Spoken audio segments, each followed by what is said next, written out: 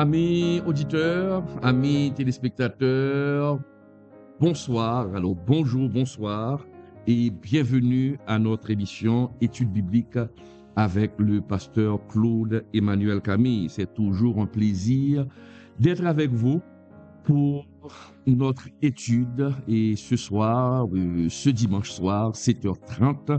Et je vous rappelle, le rendez-vous avec l'étude biblique, c'est chaque dimanche, 7h30 et mercredi, 7h30 du soir.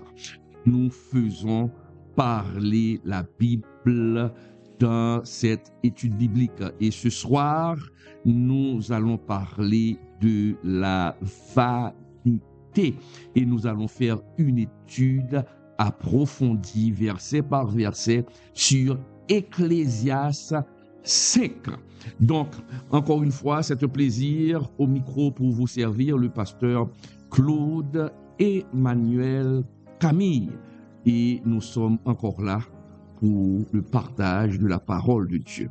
Sans plus tarder, nous allons rentrer dans notre étude. Ce soir, nous allons faire une étude sur Ecclésiaste 5. Nous allons lire tout le passage, mes chers amis. Donc, le titre de notre étude ce soir, c'est « Vanité des vanités, tout n'est que vanité ». Ecclésiaste 5, je vous demanderai d'ouvrir vos Bibles. Nous allons voir ensemble ce que dit Ecclésiaste 5, mes chers amis. Ecclésiaste nous dit, mes chers amis, « Ne te presse pas d'ouvrir la bouche et que ton cœur ne se hâte pas d'exprimer une parole devant Dieu. Car Dieu est au ciel et toi sur la terre. Que tes paroles soient donc peu nombreuses. Car si les songes naissent de la multitude des occupations, la voix de l'insensé se fait entendre dans la multitude des paroles. Lorsque tu fais un vœu à Dieu, ne tarde pas de l'accomplir, car il n'aime pas les insensés. Accomplis le vœu que tu as fait. Mieux vaut pour toi ne point faire de vœu que d'en faire un et de ne pas l'accomplir. Ne permets pas à ta bouche de faire pécher ta chair et ne dis pas en présence de l'envoyé que c'est une inadvertance. Pourquoi Dieu s'irriterait-il de tes paroles et détruirait-il, l'ouvrage de tes mains? Car s'il y a des vanités dans la multitude des songes, il y en a aussi dans beaucoup de paroles. C'est pourquoi crains Dieu. Si tu vois dans une province le pauvre opprimé et la violation du droit et de la justice, ne t'en étonne point, car un homme élevé est placé sous la surveillance d'un autre plus élevé, et au-dessus d'eux, il en est de plus élevé encore. Un avantage pour le pays à tous égards, c'est un roi honoré du pays. Celui qui aime l'argent n'est pas rassasié par l'argent, et celui qui aime les richesses n'en profite pas. C'est encore là une vanité. Quand le bien abonde, ceux qui le mangent abondent. Et quel avantage en revient-il à son possesseur, sinon qu'il le voit de ses yeux? Le sommeil du travailleur est doux, qu'il ait peu ou beaucoup à manger, mais le rassasiement du riche ne le laisse pas dormir. Il est un mal grave que j'ai vu sous le soleil, des richesses conservées pour son malheur par celui qui les possède. Ces richesses se perdent par quelques événements fâcheux. Il a engendré des fils, il ne reste rien entre ses mains. Comme il est sorti du ventre de sa mère, il s'en retourne nu, ainsi qu'il était venu. et pour son travail, n'importe rien qu'il puisse prendre dans sa main. Et pour son travail, n'importe rien qu'il puisse prendre dans sa main.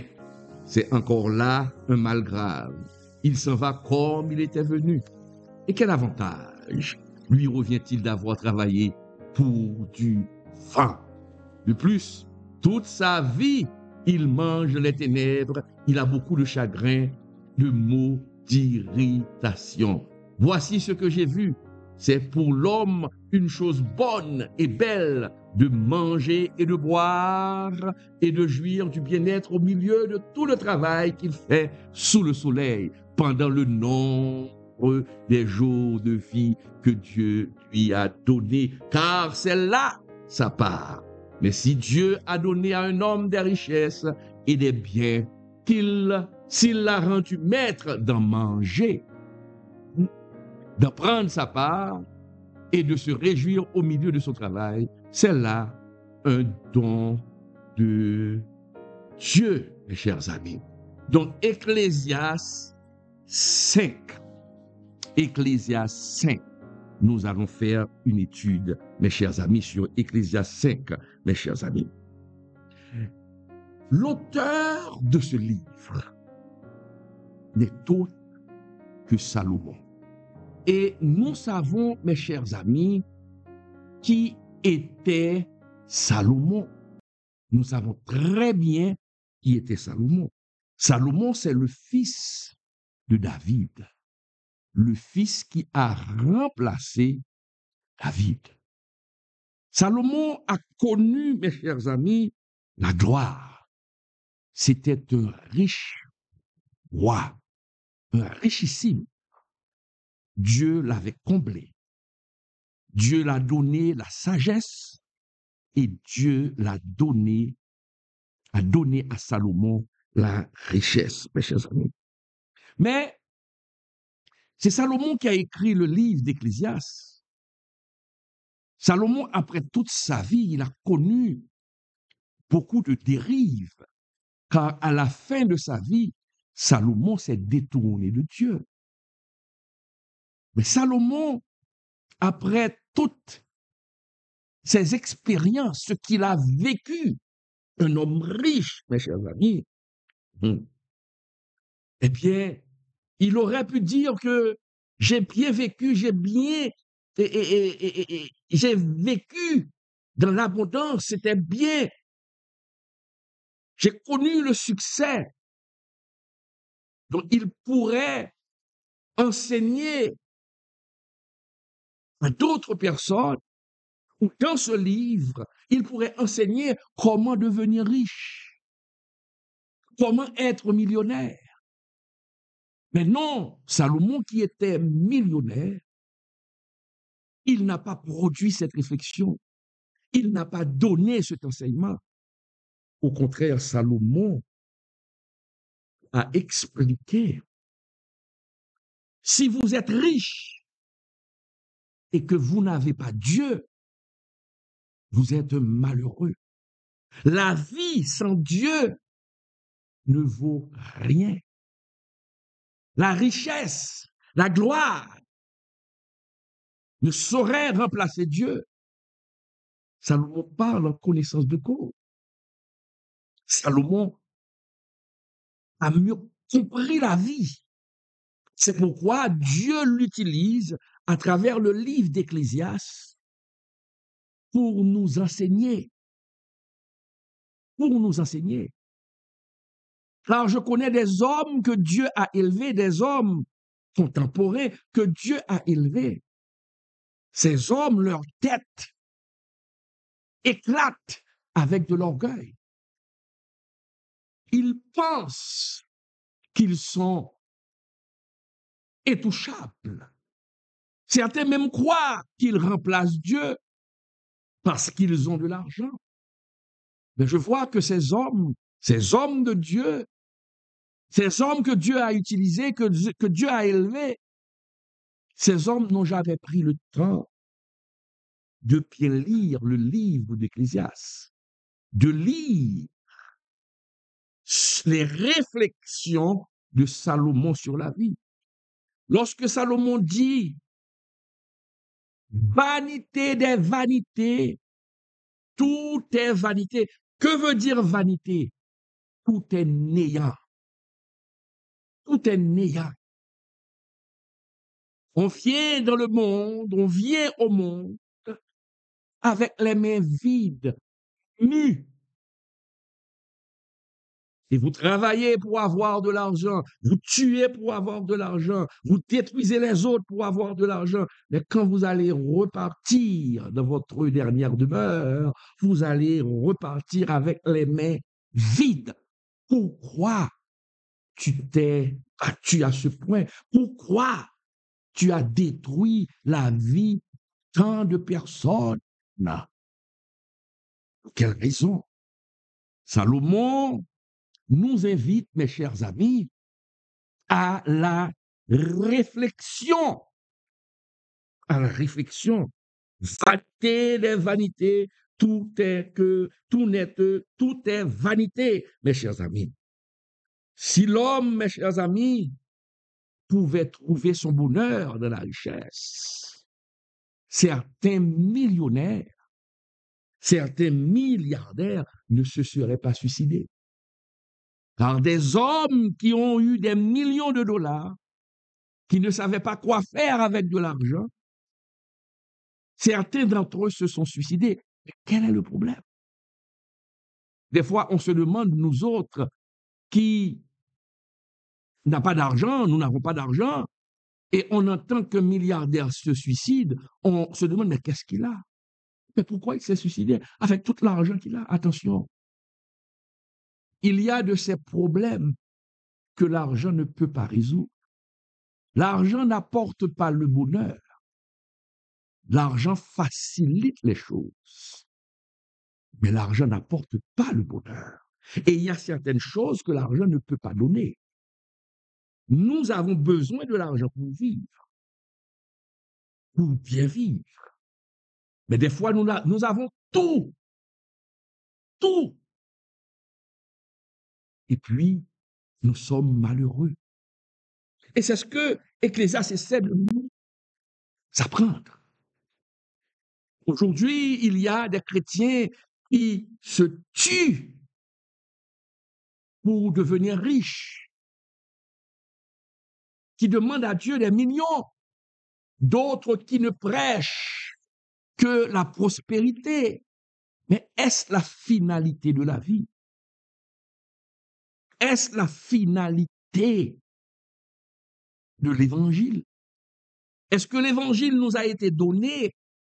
Est-ce que Jésus est venu sur la terre pour donner sa vie pour nous, pour faire de nous des multimilliardaires? Si nous le croyons, ce serait mal comprendre l'évangile. Et c'est malhonnête de la part de certains prédicateurs, de certains pasteurs, de certains apôtres qui vendent un évangile de bonbons. La vie est plus que la richesse. Nous sommes passagers sur la terre. Nous devons réfléchir. Réfléchir. Il y a le grand entrepreneur qui est mort, si je ne me trompe pas, à 53 ans ou 59 ans, je ne me rappelle plus, Steve Jobs. Il est mort milliardaire à 53 ans, très jeune. Il aurait tout donné pour conserver sa vie. Mais l'argent ne pouvait pas. Donc, mes chers amis, notre existence sur terre, Dieu ne nous a pas envoyés sur terre pour que nous soyons riches. Nous avons une autre mission beaucoup plus grande. Parce que la Bible nous rapporte qu'il y a une guerre entre le mal et le bien. Et l'enjeu de cette guerre, c'est nous autres humains. C'est nous autres humains. C'est nous l'enjeu. Mais j'ai une bonne nouvelle, c'est que cette guerre qui existe entre le mal et le bien, entre Dieu et l'ange déchu, c'est pas une guerre qui se fait pour savoir qui va gagner, mais Dieu a déjà gagné parce que Dieu est Dieu. La créature ne saurait s'opposer à son créateur. Le diable est déjà condamné, mais l'enjeu, c'est nous autres, les hommes. Lucifer a déjà sa place en enfer. Maintenant, il veut avoir beaucoup plus d'êtres humains avec lui en enfer. C'est ça la réalité. Regardez à travers le monde. C'est ça la réalité. Maintenant, c'est cette guerre. Vous êtes en vie là maintenant. Mais à votre mort, quelle sera votre destination? Que vous soyez chrétien, que vous soyez athée, que vous soyez bouddhiste, que vous soyez croyant, après votre mort, où allez-vous? Il y a beaucoup de religions qui donnent une réponse sur la finalité de la vie, sur la destinée, sur l'origine de la vie. Mais c'est seulement le christianisme qui donne une explication beaucoup plus plausible, beaucoup plus réelle. Où allez-vous? Pourquoi vous vous battez? Vous mourrez, vous avez passé toute votre vie à défendre des biens, à détruire les autres pour les biens, à faire de l'argent. Et quand vous mourrez, vous laissez tout. Des fois, ce sont des étrangers. L'Ecclésiaste le dit, ce sont des étrangers qui jouissent de vos biens, des gens qui n'ont même pas travaillé.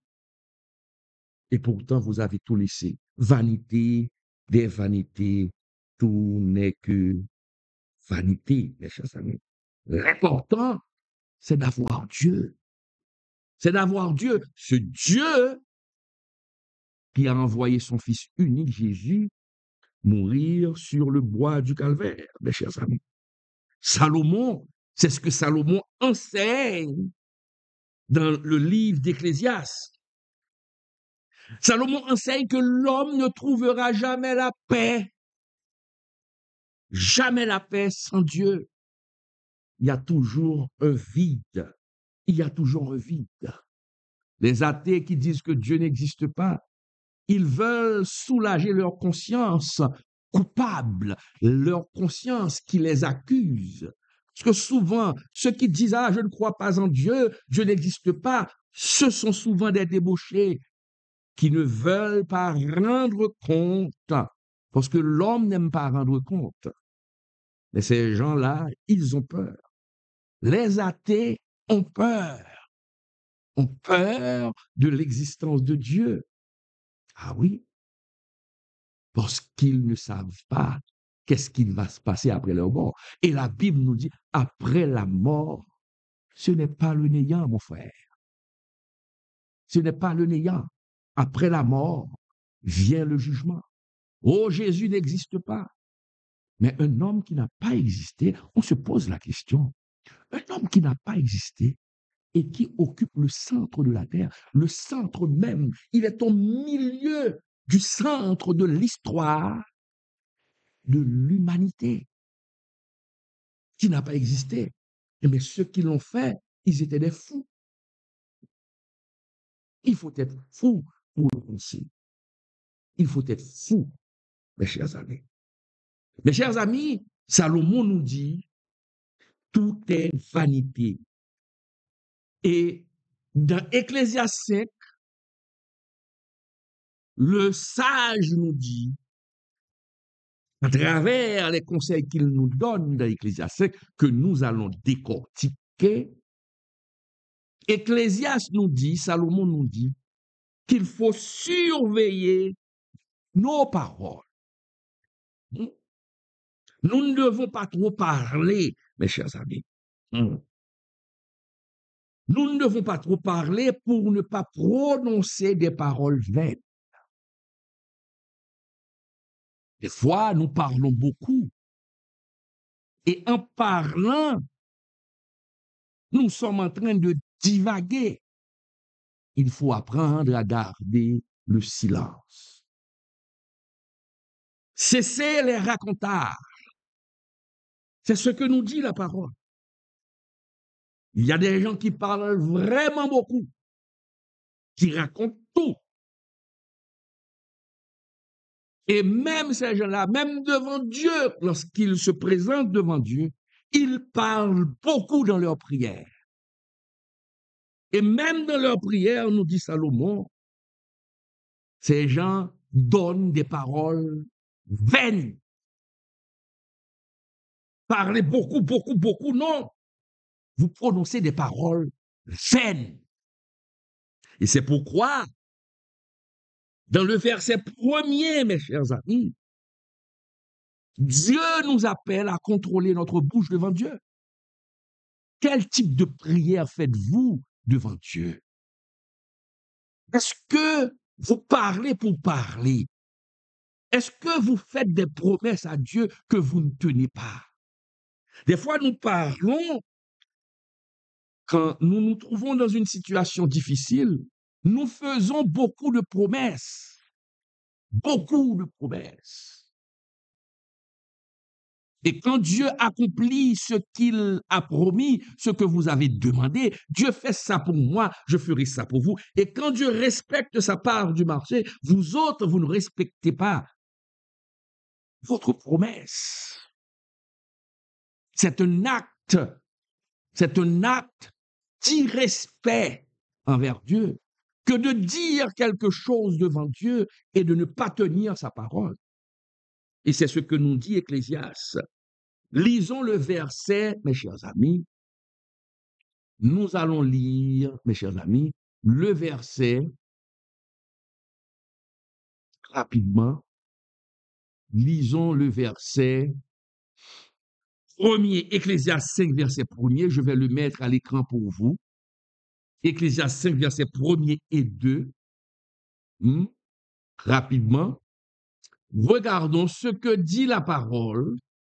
Ecclésiaste 5, verset premier et 2. Lisons pour voir.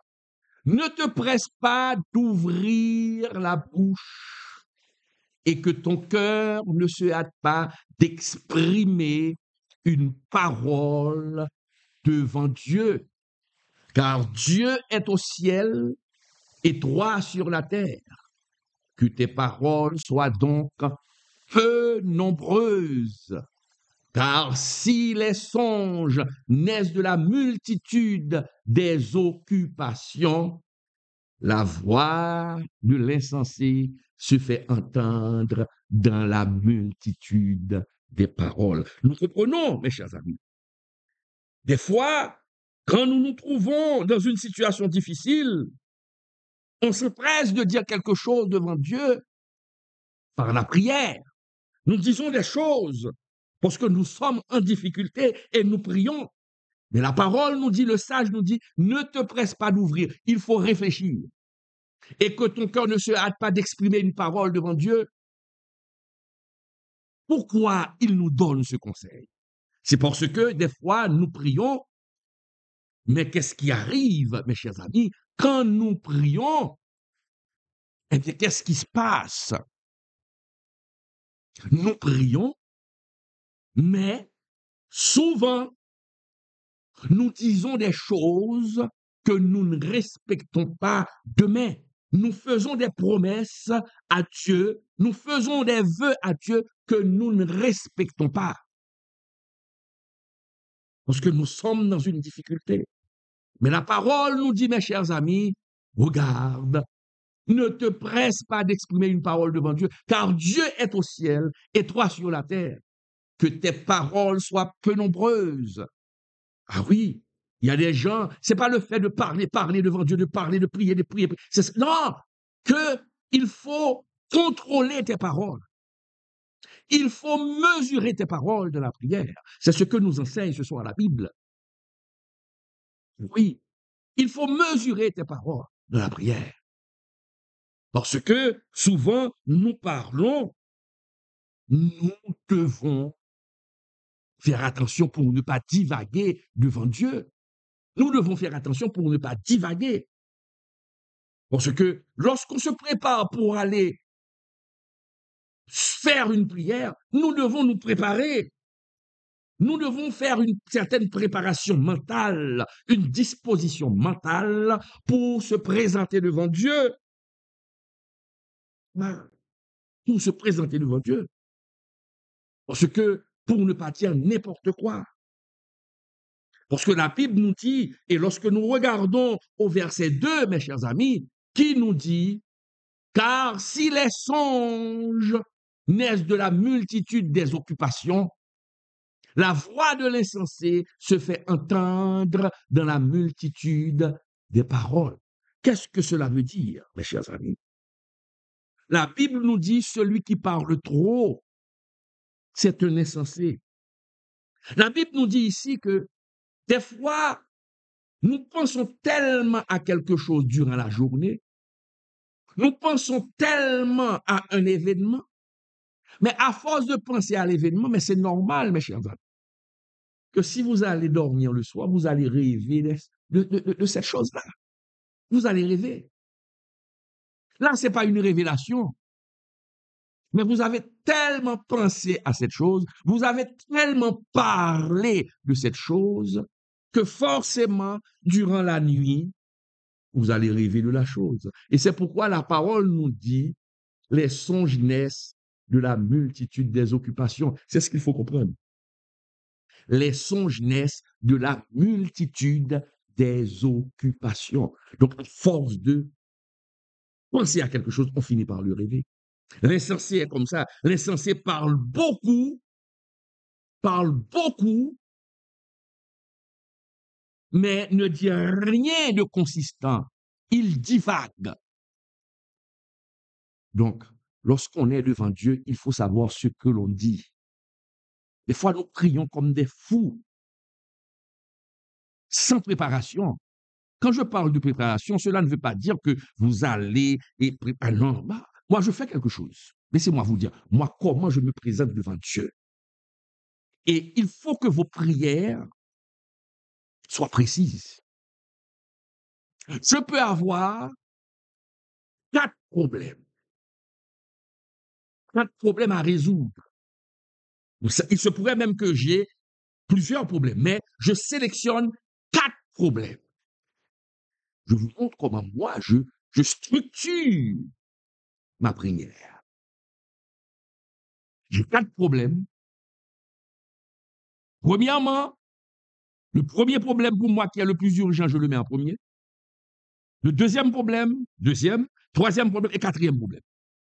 Je classifie mes demandes par ordre de priorité.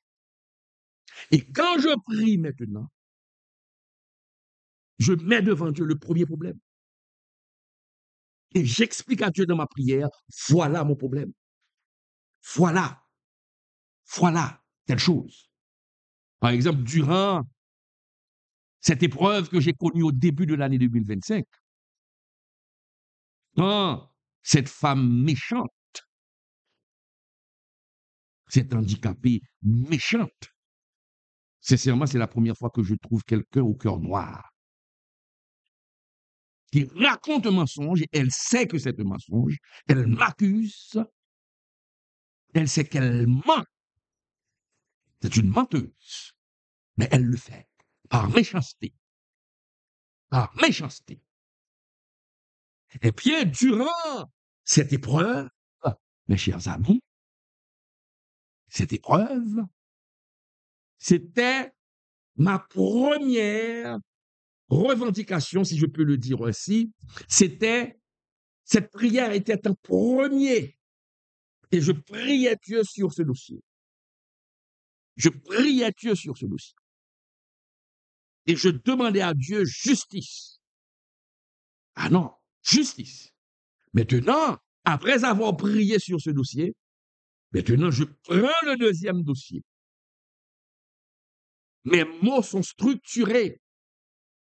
Ce n'est pas un problème si chaque jour, vous répétez les mêmes choses dans la prière. Mais que vos paroles soient peu nombreuses et directes. Il ne faut pas tourner autour du pot lorsqu'on prie. Aller directement. J'ai fini avec le premier dossier. Je prends le deuxième. Après avoir prié le Seigneur pour dire, voici mes attentes, voici ce que j'aimerais que tu fasses pour moi, Seigneur. Je prends le troisième dossier, ainsi de suite. Et peut-être, quand j'ai fini avec mes dossiers, je peux commencer à prier pour les autres. Et en cinquième position, je vais prier pour mes frères et sœurs. Je vais prier pour vous. J'ai une liste, hein? J'ai une liste qui est dans mon carnet. Laissez-moi vous montrer. Laissez-moi vous. J'ai une liste des personnes pour qui je dois prier, mes chers amis. Laissez-moi chercher. Ouais, j'ai une liste des demandes de prière. Je ne sais pas si la caméra peut. C'est un peu difficile à voir, mais j'ai une liste. Voici les noms des personnes sont là. Tous les noms. Alors, ceux, bien sûr, qui me demandent de prier pour eux.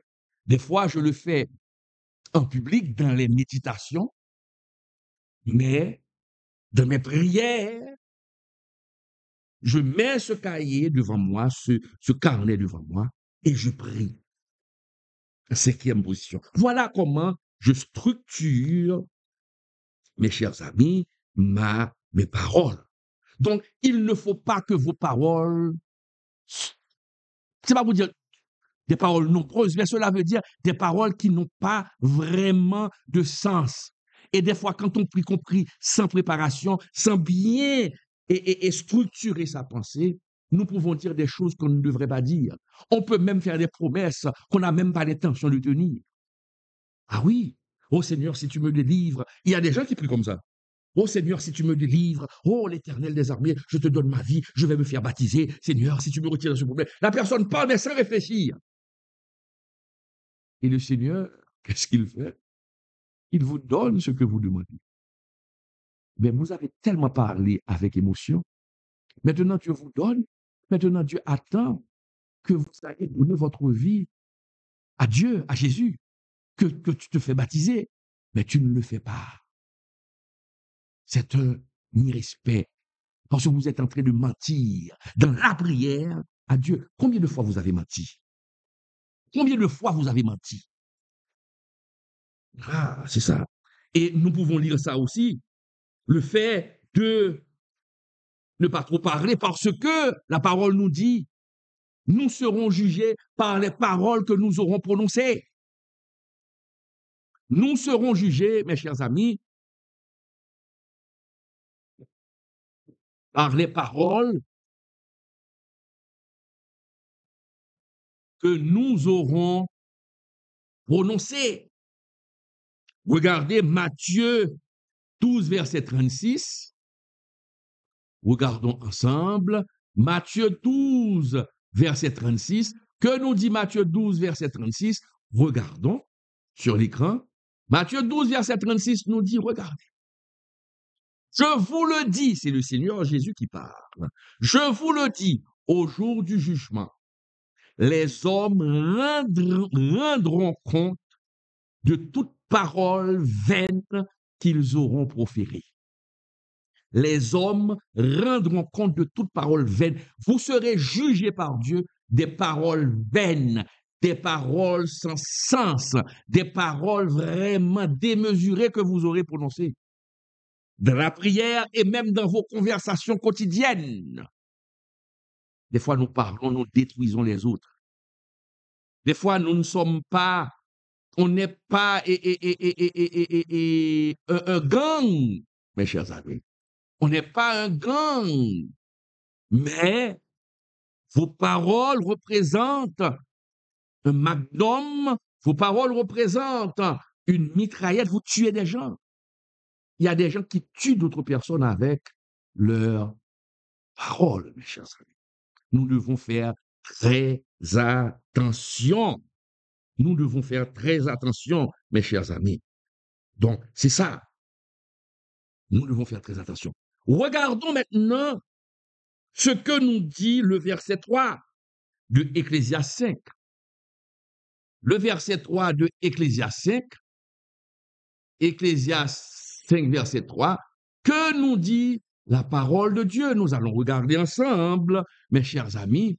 La parole de Dieu nous dit dans Ecclésiaste 5, verset 3, toujours c'est ce passage, Ecclésiaste 5 que nous sommes en train de décortiquer, qui nous dit, regardez, c'est là, lorsque tu fais un vœu à Dieu, ne tarde pas à l'accomplir. car il n'aime pas les insensés. Accomplis le vœu que tu fais, mes chers amis. Des fois, mes chers amis, je le redis, sous le poids des épreuves, et quand nous ne savons pas quoi faire, nous faisons des promesses, nous faisons des vœux. Dans notre prière, Seigneur, si tu fais ça pour moi, je vais faire telle chose. Mais vous ne réfléchissez même pas. Vous ne réfléchissez même pas à ce que vous dites. Vous ne réfléchissez même pas à ce que vous dites. Vous voyez, il y a des gens qui disent, Seigneur, si tu me donnes le travail, le premier salaire, je le donne à l'Église. Je le donne dans telle mission. Je le donne pour ton œuvre. Et effectivement, Dieu vous donne le travail. Et le salaire est de $5 000 US. Ah, $5 000 US. Et on vous donne votre premier salaire. Vous avez tellement de problèmes, vous avez tellement de choses à régler. Vous regardez les $5 000. Oh, est-ce que je vais donner tout cet argent à l'Église? Vous avez fait un vœu. Vous avez fait un vœu. Et c'est pourquoi il faut faire très attention avant de parler, avant de dire quelque chose devant Dieu. Vous avez fait un vœu. Vous avez dit au Seigneur, oh, si tu me fais trouver ce travail, je te donne le premier salaire. Bien sûr, vous n'allez pas l'envoyer cet argent au ciel. Cela ne va pas rentrer dans le poche du Seigneur. Mais vous avez promis de donner pour l'œuvre du Seigneur. Ah, vous avez décidé, écoutez, je vais donner ça pour l'œuvre, pour le ministère, pour tel ministère. Ah, mais quand l'argent vient, les $5 000, ah, mes amis, c'est trop grand. Oh, comment donner $5 000 au pasteur Claude Emmanuel Canet? Mais vous avez fait un vœu. Je ne vous avais rien demandé. Je ne vous avais rien demandé. Vous avez fait un vœu de la prière. Non. Il ne faut pas agir comme Anania et Saphira, qui avaient dit, ah, je vais vendre mon champ et je vais donner tout l'argent. Maintenant, après avoir rendu, l'argent est venu, l'argent était tellement énorme, une somme colossale, que Anania et Saphira ont décidé de ne pas donner tout l'argent, de garder un peu et de donner la moitié. Là, à ce moment, ils sont tombés sur le coup du jugement de Dieu parce qu'ils ont menti au Saint-Esprit. Donc, si vous avez fait une promesse, exemple $5 000, et vous donnez 2 000, vous tombez sur le coup du jugement. Vous avez menti à Dieu. Et c'est pourquoi la parole nous dit ici, mais quand tu fais un vœu, ne tarde pas à l'accomplir, mes chers amis. Ne pas l'accomplir. Et c'est pourquoi, avant de faire le vœu, vous devez réfléchir. Vous devez réfléchir. Et c'est ce que nous dit la parole. Okay? À ce moment, si vous ne respectez pas votre parole, que nous dit la parole vous traite d'insensé. Tenez pas votre parole, mes chers amis. Ce même verset que nous sommes en train d'étudier là maintenant, mes chers amis, ce même verset, ces mêmes paroles que nous venons de trouver dans Ecclésiaste 5, verset 3, ces mêmes paroles sont répétées presque mot pour mot dans Deutéronome 23, verset 21-23. Deutéronome 23, verset 21-23. Regardons ensemble Deutéronome 23, verset 21-23. Regardez ce que dit la parole, c'est presque la même chose, c'est une étude biblique. Ce soir, nous sommes en train d'étudier la vanité des paroles, la vanité des choses. Donc là, nous sommes en train de voir la vanité des propos que nous prononçons devant Dieu. Il faut faire très attention. Avant de faire une prière, avant de faire une promesse, avant de dire à Dieu, donne-moi ceci, je vais faire cela pour toi, il faut réfléchir. Il faut réfléchir. Parce que vous pouvez tomber sur le coup du jugement. Regardons Deutéronome 23, verset 21-23, qui nous dit, regardez mes chers amis, Deutéronome 23, verset 21-23, qui nous dit, regardez à l'écran, si tu fais un vœu à l'Éternel, ton Dieu, tu ne tarderas point à l'accomplir. Ils sont bien, car l'Éternel, ton Dieu, t'en demanderait compte. Est-ce qu'on est là? Et tu te chargerais de péché. Il faut comprendre, oui. Te demande, si tu n'accomplis pas, le Seigneur va te demander des comptes. Et c'est te péché de promettre quelque chose au Seigneur et de ne pas le faire. Et de ne pas l'accomplir. Poursuivons la lecture. Si tu t'abstiens de faire un vœu, tu ne commettras pas un péché. Mais si tu observeras et tu accompliras ce qui sortira de tes lèvres, par conséquent, les vœux que tu feras volontairement à l'Éternel, ton Dieu, et que ta bouche aura prononcé. La parole nous dit ici, si tu ne fais pas de vœux, tu peux prier. Le Seigneur, donne-moi un travail. Tu sais que j'en ai besoin. Point final. Le Seigneur va te donner le travail. Est-ce qu'on est là? Le Seigneur va te donner ce travail. Seigneur, donne-moi un travail. Donne-moi un travail.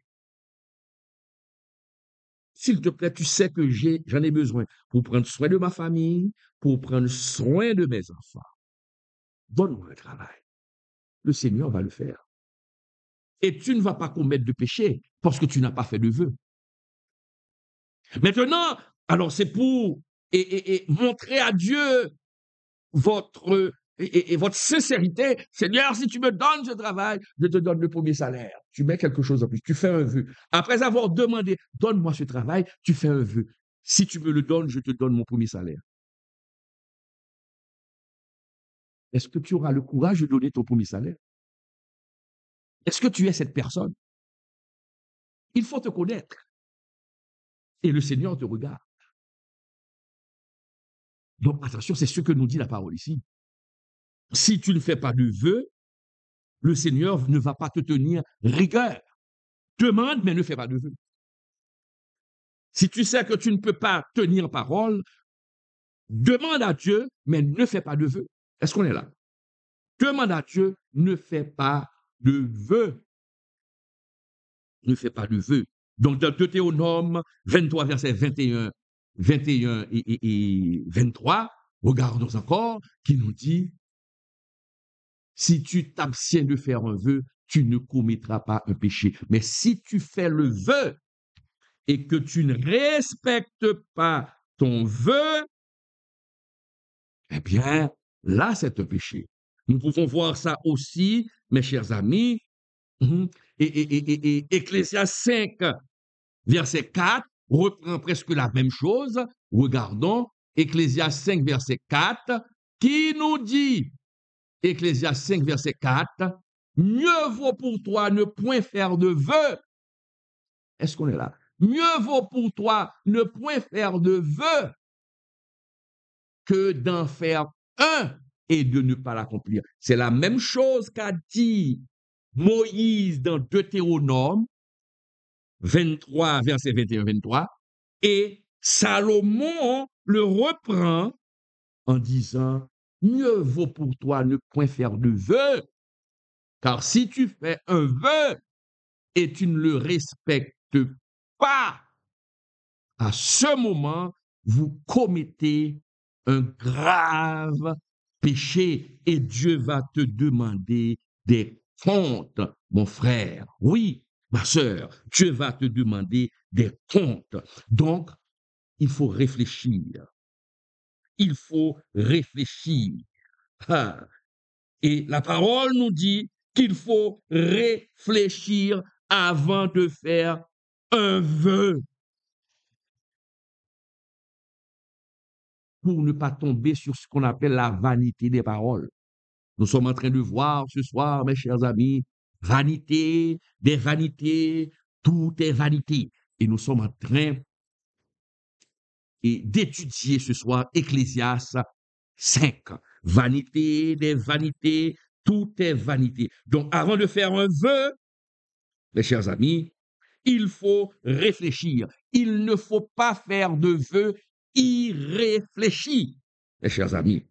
Car lorsque nous faisons des vœux irréfléchis, ça peut nous pousser à faire des péchés, à commettre des péchés. On vient de le dire et je ne cesserai de le répéter parce que je sais qu'il y a beaucoup d'entre vous. Le Saint-Esprit est en train de parler à quelqu'un ce soir. Vous avez fait beaucoup de vœux, mais vous n'avez pas respecté votre vœu. Vous n'avez pas respecté votre vœu. Il faut respecter son vœu devant le Seigneur.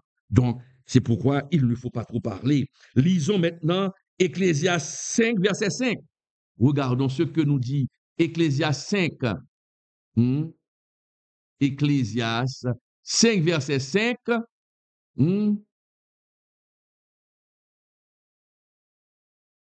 Ecclésiaste 5. Regardons ensemble. La parole de Dieu nous dit, mes chers amis, nous avons vu Ecclésiaste 5, verset 4.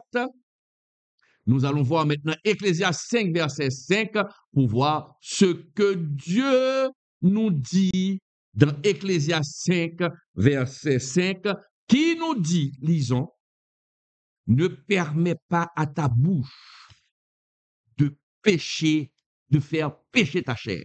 Est-ce qu'on est là? Et ne dis pas en présence de l'envoyé que c'est une inadvertance. C'est une inadvertance. Que veut dire inadvertance? Rapidement, je cherche pour vous. Inadvertance. Que veut dire le mot inadvertance? Inadvertance signifie défaut d'attention, faute commise par manque d'attention, par inadvertance, ok? Par inattention. Des fois, et c'est ce que dit la parole, attention, de faire pécher ta chair, de dire en présence de l'envoyé que c'est une inadvertance. Ah, c'était un moment d'inattention. Ah, je ne savais pas ce que j'étais en train de dire. Cela me rappelle un sénateur haïtien, un sénateur haïtien très connu, et j'ai oublié son nom, et j'ai oublié son nom. Il a signé quelque chose. C'était un sénateur très populaire, mais il a signé quelque chose qui allait à l'encontre de l'intérêt du peuple, et on a su qu'il avait signé, Benoît, j'ai oublié le nom, et il a signé, et lorsqu'on lui a posé la question, mais comment avez-vous fait pour signer quelque chose contre le peuple? Il a dit que c'était une inadvertance, manque d'inattention. Je ne savais pas ce que j'étais en train de signer. Mais c'est pas sérieux. C'est pas sérieux, mes chers amis. C'est pas sérieux. C'est ce qu'il a dit. Je ne savais pas. Je ne savais pas.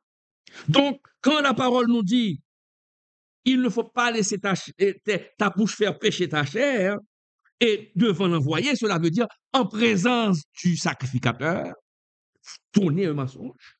Devant le représentant de Dieu, vous tournez un mensonge. Devant le pasteur, vous tournez un mensonge. Devant l'envoyé de Dieu, et vous dites que c'était une inadvertance. Des fois, il y a des gens qui promettent quelque chose à l'église, qui disent, oh, mettez mon nom dans le cahier, je vais donner telle chose le mois prochain. Si vous avez donné cette chose, c'est aujourd'hui. Depuis l'année 2024, vous avez promis quelque chose, mais vous ne l'avez pas fait. Des fois, Dieu vous regarde. Il faut faire attention. Il faut faire attention. Il faut réfléchir avant de faire quelque chose. Il ne faut jamais faire quelque chose sur le coup de l'émotion. Il ne faut jamais dire quelque chose sur le coup de l'émotion. Est-ce qu'on est clair? Il ne faut jamais le faire. Il faut réfléchir. Ne promettez jamais. Il faut réfléchir. Et c'est ce que nous dit la parole. Ne permets pas à ta bouche de faire pécher ta chair et ne dis pas en présence de l'envoyé que c'est une inadvertance. Pourquoi Dieu s'irriterait-il de tes paroles et détruirait-il l'ouvrage de tes mains? Des fois, puisque nous avons promis quelque chose et vous n'avez pas tenu votre promesse, et vous pensez que vous êtes plus intelligent que Dieu, eh bien, qu'est-ce qui va se passer? Vous aurez des problèmes à l'avenir. Vos démarches ne porteront pas de fruits.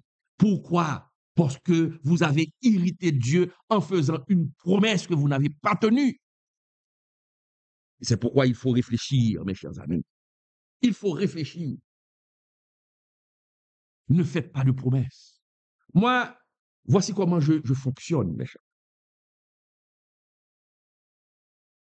On vous dira que le pasteur Claude Emmanuel Camille ne fait jamais de promesses. Effectivement, je ne fais jamais de promesses, moi. Je ne fais jamais de promesses. Je peux voir qu'un frère a besoin de quelque chose et je décide de lui donner quelque chose. Mais je ne vais pas appeler le frère pour lui dire, ah, ne t'inquiète pas, je te promets que je vais acheter un costume pour toi. Exemple, un costume.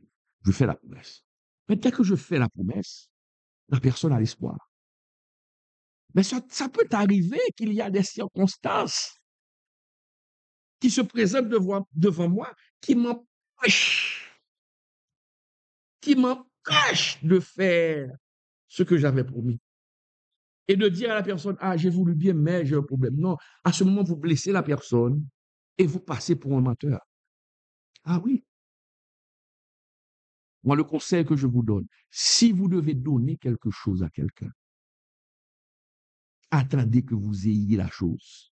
Ne faites pas de promesses et faites à la personne une surprise. Mais ne dites pas à la personne, j'ai envie de te donner, je vais faire telle chose pour toi. Ne faites pas de promesses. De même, pour Dieu, Dieu connaît ton cœur. Seigneur, donne-moi ce travail. Mais ne dis pas à Dieu, je donnerai mon premier salaire.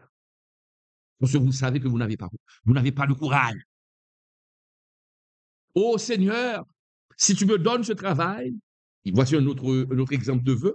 Oh Seigneur, si tu me donnes ce travail, pendant un an, je te donnerai la moitié. Pendant un an. Mais quelle promesse! Pendant un an. Vous commencez à donner le premier mois, le deuxième mois, le troisième mois, et le quatrième mois, vous ne donnez pas. Ah, vous savez, Seigneur, qu'il y a tellement de problèmes. Mais est-ce que Dieu vous avait demandé quelque chose? Dieu a tenu sa parole. Dieu a tenu sa parole. Il vous a donné le travail. Est-ce que Dieu peut te dire, ah, maintenant tu sais que j'ai un problème maintenant, je vais donner ce travail à une autre personne? Mais Dieu ne veut pas le dire. Tu continues à recevoir votre argent, mais tu as promis à Dieu que je vais donner la moitié de mon salaire pendant un an. Non, ne permets pas à ta chair. J'aime cette parole de Ecclésiaste 5:5. Ne permets pas à ta bouche de faire pécher ta chair. Et ne dis pas en présence de l'envoyé, en présence du pasteur, que c'est une inadvertance, en présence du prophète, que c'est une inadvertance. Non! Ah, vous ne devez pas agir comme ça. Vous ne devez pas agir comme ça. C'est ce qu'on appelle la vanité, mes chers amis, des paroles. La vanité des paroles. Ecclésiaste 5. Si vous venez à peine de nous brancher, je vous rappelle que vous suivez l'étude biblique avec le pasteur Claude Emmanuel Camille et ce soir, nous sommes en train d'étudier Ecclésiaste 5. Vanité des vanités, tout n'est que vanité et nous sommes en train de voir la vanité des paroles, mes chers amis. Donc, il faut faire très attention pour ne pas prononcer des choses, pour ne pas faire des promesses que vous n'avez pas l'intention ou que vous n'avez pas le courage de tenir, mes chers amis. Regardez quelqu'un dans la Bible, quelqu'un dans la Bible qui n'avait pas réfléchi, qui n'avait pas réfléchi avant de faire cette promesse. Jephthé. Jephthé. Jephthé n'a pas réfléchi. Tout simplement, il voulait la victoire. Il voulait la victoire. Il voulait la victoire. Des fois, nous voulons telle chose. Nous voulons tellement la chose que nous faisons, que nous prononçons n'importe quelle promesse. Nous faisons n'importe quel vœu sans réfléchir. Jephthé n'a pas réfléchi. Jephthé n'a pas réfléchi. Il était trop pressé de faire un vœu. Jephthé devait réfléchir avant de faire le vœu, pour réfléchir, pour voir les conséquences positives de ce vœu, les conséquences négatives, le pour et le contre. Avant de faire un vœu devant l'Éternel, il faut faire le pour et le contre. Juge 11, verset 30-31. Regardons. Juge 11, verset 30-31. Juge 11, verset 30-31. Que nous dit la parole? Regardons, mes chers amis, Juge 11, verset 30-31, qui nous dit, regardez, Jephthé fit un vœu à l'Éternel et dit, si tu livres entre mes mains les fils d'Ammon, quiconque, voici le vœu, oui, quiconque, il n'a pas réfléchi, quiconque sortira des portes de ma maison, oui, mes chers amis. Il faut comprendre, hein? Il faut comprendre. J'aimerais revenir sur ça. Quiconque sortira de ma maison, Jephthé n'a pas réfléchi. Mais qui se trouve dans ta maison? Qui se trouve dans ta maison? Ce sont tes enfants, la femme, peut-être la maîtresse, et quand je dis la maîtresse, et la servante, ou peut-être le gardien. Mais il faut réfléchir. Qu'est-ce qui prouve que Jephthé n'a pas réfléchi? Poursuivons la lecture. Poursuivons la lecture. Jephthé fit un vœu à l'Éternel et dit, si tu livres entre mes mains les fils d'Ammon, quiconque sortira des portes de ma maison au-devant de moi, à mon heureux retour de chez les fils d'Ammon, sera consacré à l'Éternel et je l'offrirai en holocauste. Vraiment, c'est un vœu émotionnel. Pourquoi je dis que c'est un vœu émotionnel? Nous allons voir le reste de l'histoire parce que quand la parole nous dit, mes chers amis, lorsque Jephthé est revenu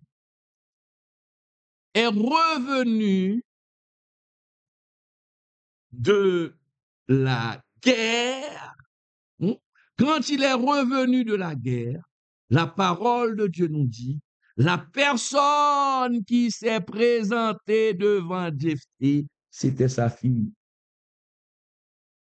C'était sa fille.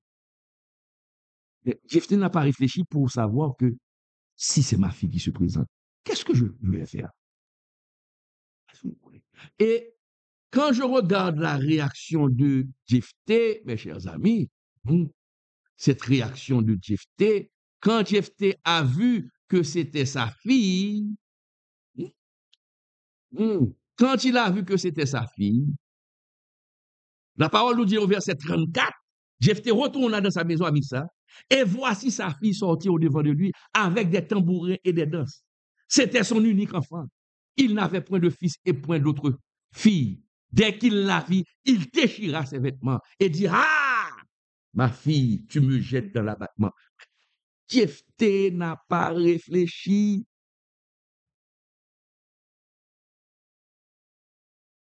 Jephthé n'a pas réfléchi, mes chers amis. C'était un vœu irréfléchi. Pourquoi je peux le dire? C'est pourquoi il a dit, tu me mets dans l'abattement. Au contraire, il devait être content. Ah, ok, c'est ma fille. Mais il est devenu triste. C'est quand il a vu les conséquences de son vœu qu'il s'est rappelé, oh Seigneur, mais pourquoi j'ai fait ce vœu? Il n'a pas réfléchi. Et c'est ce qui nous arrive souvent. Et c'est ce qui nous arrive souvent. Il ne faut pas faire de vœux sans réfléchir. Sans réfléchir, mes chers amis. Regardons maintenant. Et c'est pourquoi la parole nous dit que nous devons craindre le Seigneur Nous devons craindre le Seigneur. Nous devons craindre le Seigneur. Ecclésias 5, verset 6, nous répète presque la même chose. Nous devons craindre le Seigneur. OK? Donc, il faut faire très attention. Il ne faut pas que nos lèvres pêchent en prononçant des paroles que nous ne devrions pas dire. Regardez le psaume 141, verset 3. Regardez ce que dit le psaume 141, verset 3, mes chers amis. Psaume 141, verset 3, qui nous dit, mes chers amis, qui nous dit, le psalmiste dit, Éternel, mets une garde à ma bouche. Veille sur la porte de mes lèvres. N'entraîne pas mon cœur à des choses mauvaises. N'entraîne pas mon cœur à des choses mauvaises, à des actions coupables avec les hommes qui font le mal et qui ne prennent aucun part à leur festin. Et que je ne prenne, aucun part à leur festin. Ouais, Éternel, mets un garde. J'aime ce que dit le psalmiste. Seigneur, mets un garde à mes propos. Mets un garde. Aide-moi à contrôler ma bouche pour que je ne prononce pas des choses de néant, la vanité des paroles. Ce soir, le Seigneur veut vous parler. Peut-être que vous avez tellement parlé, vous parlez trop, vous racontez trop. Apprenez à garder le silence. Apprenez à garder le silence. Seul Dieu peut mettre un garde à tes lèvres. Demande à Dieu, quand je suis avec des gens, Seigneur, aide-moi à ne pas parler, à ne pas divaguer. Aide-moi à mettre une garde à ma bouche pour ne pas dire n'importe quoi. Et même devant toi, le Seigneur, pour que je ne répète pas n'importe quoi devant toi. C'est important, hein? C'est important. C'est vraiment important, mes chers amis. Vanité des vanités, tout n'est que vanité. Tout est vanité, mes chers amis. Regardons maintenant, mes chers amis, nous allons prendre notre verset. Maintenant, on laisse la parole, les paroles vaines, mais regardez ce que va nous dire Salomon.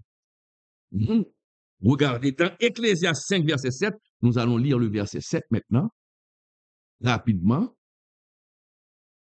Ecclésias 5, verset 7, que nous dit la parole?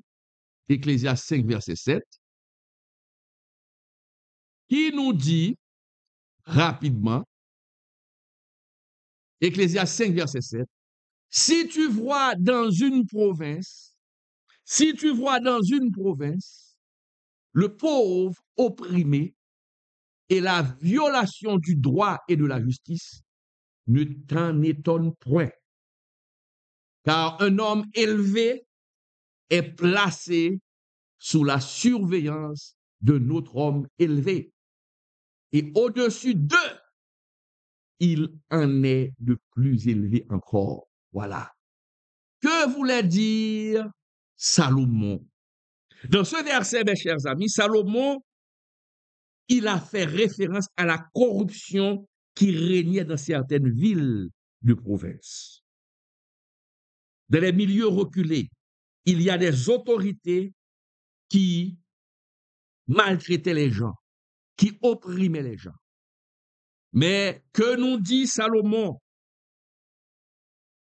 Des autorités qui percevaient des taxes. Mais que nous dit Salomon? Cette autorité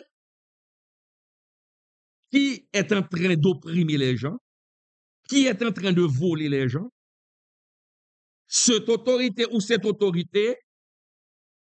il a au-dessus de lui une autre autorité qui peut prendre des mesures contre lui. Et Salomon va encore plus loin.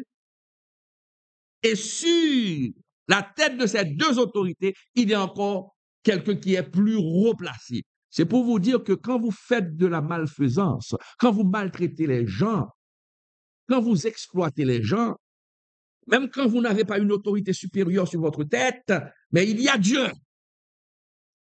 Il y a Dieu. Dieu est plus haut placé.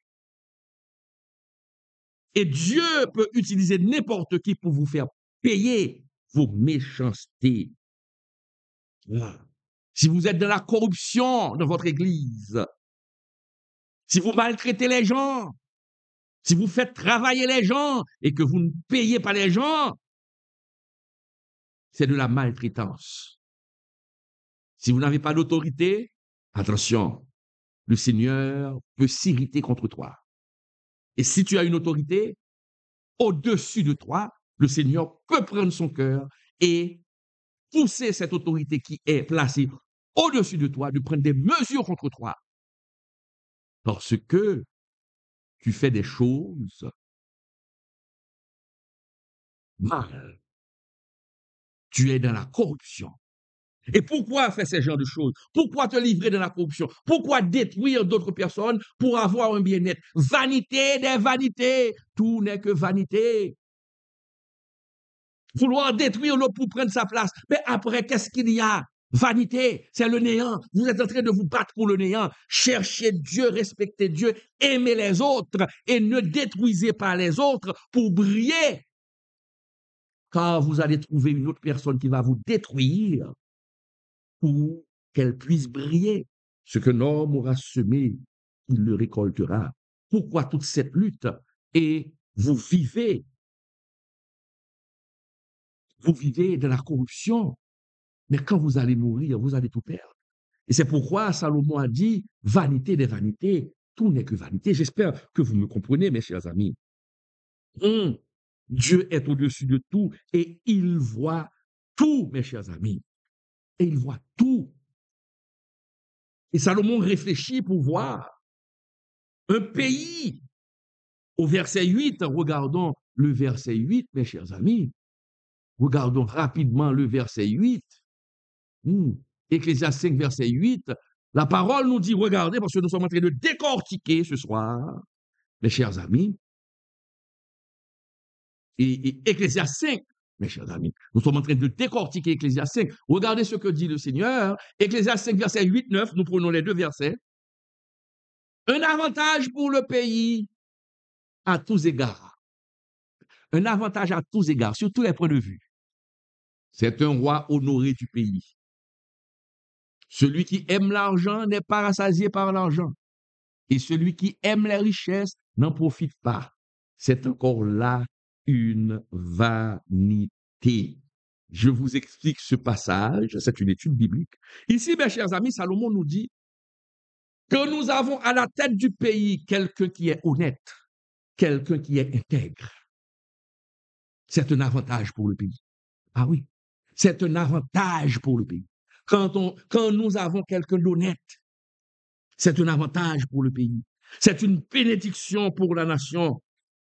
Parce que celui qui est honnête, qui dirige la nation va se porter bien, les affaires du pays vont bien marcher. Mais quand nous avons un corrompu à la tête du pays, nous avons cet exemple. Lorsqu'on a des corrompus, il y a beaucoup de corrompus. Regardez dans quel état se trouve notre pays. Dans quel état se trouve notre pays? Les gangs occupent, pour ne pas dire 80% du territoire de la région métropolitaine. Mais quel est le résultat? Parce que nous avons mis au pouvoir un corrompu. Nous avons mis au pouvoir un pente illégal. Voici le résultat. Et la parole ne ment pas. Quand la parole nous dit, mes chers amis, quand la parole nous dit, c'est la parole qui nous dit, quand la parole nous dit, un avantage pour le pays à tous égards, c'est un roi honoré du pays. Donc, si c'est un avantage quand le roi est honoré du pays, est aimé du pays parce qu'il est intègre, mais qu'est-ce qu'on pourra dire? C'est un malheur pour le pays à tous égards quand un roi est corrompu, quand un roi est un bandit légal. Il va donner naissance à d'autres bandits légaux. Ça là, c'est la parole. Donc nous devons prier pour que le Seigneur suscite des Esdras pour notre pays, des Esdras pour Haïti, des Esdras. On ne peut pas élire des corrompus, des débauchés à la tête du pays, c'est pour le malheur du pays.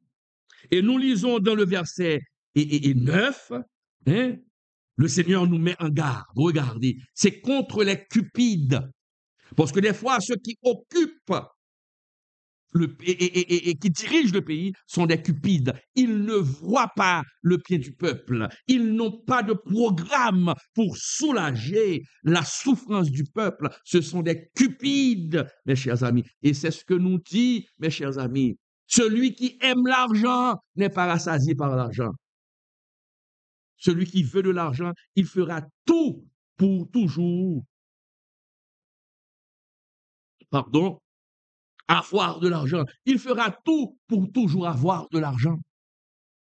Celui qui aime l'argent n'est pas rassasié par l'argent. Et celui qui aime les richesses n'en profite pas. C'est encore là une vanité, mes chers amis. C'est encore là une vanité.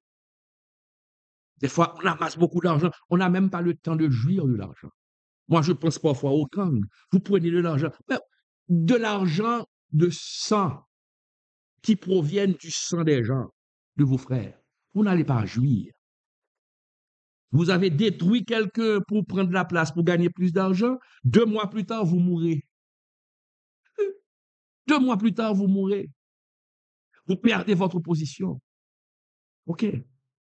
Des fois, celui qui se bat pour la richesse, il détruit d'autres personnes pour la richesse. Quand il obtient la richesse, quand cet individu obtient la richesse, une maladie tombe sur lui. Il n'a même pas le temps de jouir cette richesse parce qu'il avait mal acquis cette richesse, mes chers amis. Et c'est pourquoi celui qui a de l'argent veut encore de l'argent. Et c'est pourquoi des hommes de Dieu se détournent du Seigneur parce qu'ils sont devenus cupides. Ils veulent détruire d'autres personnes parce qu'ils sont devenus cupides. Je connais des pasteurs qui prient pour le malheur des autres pasteurs. Je connais des pasteurs qui prient pour mon malheur. Je vous le dis, lors de cette histoire d'handicapés qui m'avaient faussement accusé, des pasteurs se sont réjouis. Certains m'ont appelé pour faire semblant qu'ils étaient avec moi et pourtant ils étaient heureux, ils étaient contents dans leur cœur. Et que je remportais la victoire, Dieu m'a donné la victoire sur cette épreuve, personne ne m'a appelé pour me dire bravo, bravo. C'était des hypocrites. Dans le malheur, ils vous appellent pour prier avec vous, mais quand vous obtenez la victoire, ils ne vous appellent pas pour vous féliciter. C'est parce que la prière qu'ils avaient faite, ou bien encore l'appel qu'ils avaient fait lors de l'épreuve, c'était un appel hypocrite. C'était un appel de joie. Les vagabonds. C'est pourquoi le Seigneur nous dit, prenez garde aux chiens. Prenez garde aux chiens. Prenez garde aux chiens. Donc, c'est ça. La cupidité détourne le cœur. Détourne le cœur des hommes. Il faut faire très attention. Parce que vanité des vanités, tout n'est que vanité. Salomon a dit quelque chose encore plus grand dans Proverbe 23, verset 5. Regardons pour voir. Dans Proverbe 23, verset 5. Hein? Salomon a dit quelque chose. Proverbe 23, verset 5. En parlant de la richesse, Salomon a dit, regardez, lisons. En parlant de la richesse, veux-tu poursuivre du regard ce qui va disparaître? Veux-tu poursuivre du regard ce qui va disparaître? Ah! Car la richesse se fait des ailes. Et comme l'aigle, elle prend son vol vers les cieux. Attention, la richesse se fait des ailes. Ce que tu regardes aujourd'hui, demain, tu ne vas pas le voir. Ce que tu regardes aujourd'hui, demain, tu ne vas pas le voir. Des fois, quand nous regardons, nous nous débattons, nous nous combattons pour avoir des richesses. Eh bien, quand vous avez beaucoup de possessions, les profiteurs augmentent aussi. Vous êtes obligé de donner à manger à tout le monde. Vous êtes obligé de donner à manger à tout le monde. Donner à manger aux hypocrites, aux ingrats. Quand vous avez beaucoup d'argent et que vous avez des gens qui vous entourent, il ne faut pas vous mettre dans la tête que ces gens vous aiment. Ces gens profitent de vous. Il faut comprendre ça. Et Dieu m'a appris ça à travers l'épreuve que je viens de passer. Parce que je sais qui était avec moi, qui se disait être avec moi dans l'épreuve, ils se sont éclipsés, et les gens qui étaient vraiment avec moi. Parce que je sais maintenant comment je vais agir, quand je vais aider, comment je vais aider. Il y a des gens qui ne doivent plus être à mes côtés. Ils se sont éclipsés eux-mêmes. Il faut dire gloire à Dieu. Gloire à Dieu. Regardez ce que dit la parole dans Ecclésiaste 5, verset 10. Ecclésiaste 5, verset 10, mes chers amis. Ecclésiaste 5, verset 10, qui nous dit, quand le bien abonde, ceux qui le mangent abondent. Et quel avantage revient-il à son possesseur, sinon qu'il le voit de ses yeux? Le sommeil du travailleur est doux, qu'il ait peu ou beaucoup à manger, mais le rassasiement du riche ne le laisse pas dormir. J'aime ce passage, mes chers amis. Qui veut dire que la parole de Dieu nous dit des fois, quand tu as beaucoup d'argent, quand le bien abonde, ceux qui le mangent abondent. Vous avez beaucoup de gens qui vont venir. C'est comme des mouches. Les mouches iront toujours chez le boucher parce qu'il y a de la viande. Mais c'est ça, vous avez de la viande, ils sont venus, les profiteurs sont venus. Et le Seigneur nous dit, quel avantage as-tu? Parce que sinon, tu vois de tes yeux comment tu te donnes à manger, comment ton argent passe. Tu es obligé de donner. Tu es obligé de donner. Et le second verset nous dit, le sommeil du travailleur est doux. Celui qui travaille et qui n'a pas beaucoup d'argent, quand il dort de son plein sommeil, mes chers amis. Il dort de son plein sommeil. Parce qu'il ne s'inquiète pas. Mais la Bible nous dit, celui qui est riche, qui est cupide, le soir, il ne peut pas dormir. Il ne sait pas quel coup on va lui donner. Des fois, cette personne détruit même son foyer. Il ne peut pas dormir le soir. Est-ce qu'un tel ne va pas me donner un coup? Est-ce qu'un tel ne va pas me trahir? Oh, je ne voudrais pas perdre cet argent-là. La personne réfléchit. La personne n'est pas en paix. Le cupide n'est jamais en paix. Demande à Dieu de te bénir, mais de te donner la paix. Ne laisse pas l'argent te dominer et ne fais n'importe quoi. Ne fais pas n'importe quoi pour de l'argent. Tu es un serviteur de l'Éternel. Il faut te contenter de ce que tu as. Le travailleur, celui qui est en paix avec lui-même, il n'a pas d'anxiété, il ne vit pas d'anxiété parce qu'il est en paix et il se contente de ce que Dieu lui donne. Mais celui qui veut amasser beaucoup d'argent, il n'est pas en paix. Et c'est pourquoi il y a beaucoup de pasteurs aujourd'hui qui ne prêchent plus la parole. Ils se servent de la parole pour faire de l'argent. Qui se servent de la parole pour faire de l'argent. Est-ce que vous comprenez? C'est ce qui arrive aujourd'hui. Parce qu'ils sont devenus cupides, mes chers amis. Quand on est content de ce qu'on a, on ne souffre pas d'anxiété. C'est ce que nous dit la Bible. Lisons Ecclésiaste 5, verset 11. Ecclésiaste 5, le verset 11, mes chers amis. Ecclésiaste 5, le verset 11. Celui qui ne souffre pas, qui est dans qui vit sa vie et qui se contente de son salaire, ne vit pas dans l'anxiété, mais par celui qui fait la course à la richesse vit dans l'anxiété. Est-ce que cela veut dire que un homme de Dieu ne doit pas être riche? Non, je ne le dis pas. Il faut bien comprendre. Parce que je suis très équilibré. Abraham était riche, mais l'argent n'a pas dominé Abraham. Oui. Et Dieu doit te bénir. Et Dieu va te bénir. Demande à Dieu de te bénir. Si c'est dans sa volonté de faire de toi un millionnaire, qu'il fasse de toi un millionnaire. Parce que tout le monde ne veut pas être millionnaire. Mais Dieu peut choisir des gens pour que ces gens deviennent des millionnaires, mais pour que vous soyez l'intendant des biens de Dieu. Et pour que Dieu puisse vous diriger pour dire, voici ce que vous devez faire avec mon argent, que je vous donne, que le peuple de Dieu vous donne. Voici ce que vous devez faire. Mais quand vous utilisez l'argent de l'Éternel pour gaspiller l'argent de l'Éternel, pour gaspiller, non, l'Éternel peut reprendre cet argent. L'Éternel peut te remettre dans ta première position. Ah, ça j'ai vu, oui. Je l'ai vu, je l'ai vécu. Des hommes que Dieu a élevés, mais qui ont trahi le Seigneur, et le Seigneur les a fait retourner à leur place initiale. Ils sont retombés dans la misère parce qu'ils ont trahi le Seigneur.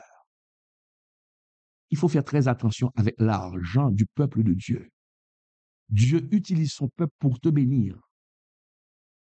Mais il faut savoir comment utiliser l'argent du Seigneur.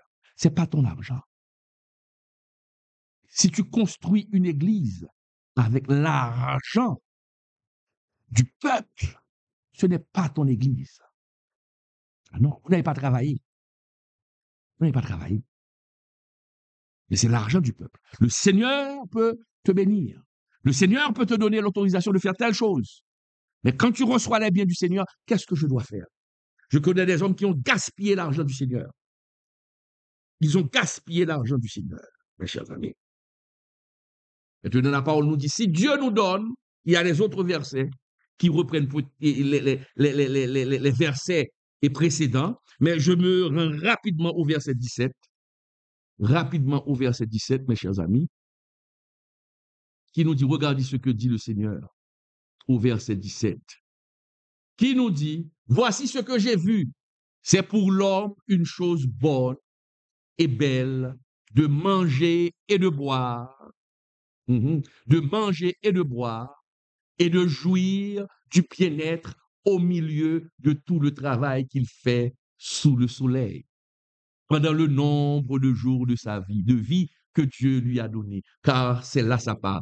Voici ce que j'ai vu, c'est pour l'homme une chose bonne et belle de manger et de boire et de jouir du bien-être au milieu de tout le travail. C'est bon, c'est bien. C'est une bonne chose. Oui, de jouir du bien-être que Dieu vous a donné. C'est jouir, c'est bien. C'est pas un malheur, c'est pas un péché d'avoir de l'argent et de jouir. C'est Dieu qui le donne. Tu dois être conscient, c'est Dieu qui te donne. Et tu dois louer le Seigneur. Et tu dois savoir comment utiliser les biens du Seigneur. Si Dieu t'a béni, mon frère, je suis en train de parler à quelqu'un. Le Seigneur est en train de parler à quelqu'un. Si le Seigneur vous a béni, il faut demander au Seigneur, qu'est-ce que je dois faire? Comment utiliser tes biens? Comment utiliser ton argent pour la gloire de ton nom? Dans quoi je dois investir? Et le Seigneur vous le dira. Vanité des vanités, tout est vanité. Tout est vanité. Tout est vanité, mes chers amis. Donc, vivez pour Dieu. Car vous êtes venus, mes chers amis, avec rien. Vous êtes venus avec rien. Vous êtes venus les mains vides. Vous allez repartir avec les mains vides. Travaillez pour le Seigneur pendant les jours de votre vie. Et travaillez pour que vous puissiez entrer dans la gloire, pour hériter du royaume de Dieu, Vous devez hériter du royaume de Dieu. Vous ne devez pas aller périr en enfer avec Lucifer qui est déjà condamné. Mais faites tout ce qui est en votre pouvoir pour garder votre relation avec Dieu, pour ne pas tomber dans le péché, pour ne pas détruire les gens. Et surtout, il faut contrôler ce que vous êtes en train de dire avec votre bouche. Vanité des vanités, tout n'est que vanité. Contrôlez vos paroles. Ne faites pas des promesses que vous ne pouvez pas tenir. Attention, ne faites pas pécher ta chair. Que ta bouche ne fait pas pécher ta chair. Mes chers amis, ça a été vraiment un plaisir d'être avec vous ce soir. Pour notre étude biblique, nous avons étudié ensemble une partie de Ecclésiaste 5. Et je suis sûr que le Seigneur vous a parlé. Oui, le Seigneur vous a parlé. Vous devez entendre la parole et que ces paroles rentrent dans votre cœur et que vous devez appliquer ces paroles dans votre vie. Ne vous bornez pas à écouter la parole de Dieu et ne pas l'appliquer. C'est pour votre malheur. Donc, si vous avez fait une promesse au Seigneur durant l'année 2024 et que vous n'avez pas tenu cette promesse, vous n'avez pas respecté cette promesse, il est temps de le faire pour que Dieu puisse encore vous bénir. C'était vraiment un plaisir d'être avec vous. Merci. Je vous dis à la prochaine, mes chers amis. Aujourd'hui, c'est dimanche demain matin et 6h30, nous serons avec vous pour la méditation de la semaine. Merci beaucoup. Bye bye. À la prochaine. Et n'oubliez pas de supporter notre ministère. Bye bye. Depuis 2012, le pasteur Claude Emmanuel Camille proclame l'Évangile sur le net, apportant le message de Jésus-Christ à travers le monde. Aujourd'hui, vous pouvez jouer un rôle dans ce ministère en contribuant financièrement. Dans 1 Corinthiens 9, le verset 14, l'apôtre Paul nous rappelle que le Seigneur a ordonné à ceux qui annoncent l'Évangile de vivre de l'Évangile. En soutenant ce ministère, vous devenez un partenaire dans l'œuvre de Dieu. Pour vos contributions, vous pouvez utiliser le zèle au numéro 772 256 79 11. Pour Moncash et TapTapSend au 509 37 80 28 68. Pour d'autres moyens, contactez personnellement le pasteur Claude Emmanuel Camille sur WhatsApp au 509 42 43 85 58 pour continuer à partager la vérité de Jésus-Christ et toucher encore plus de vies. Votre soutien est précieux. Ensemble, prêchons l'Évangile sans compromis.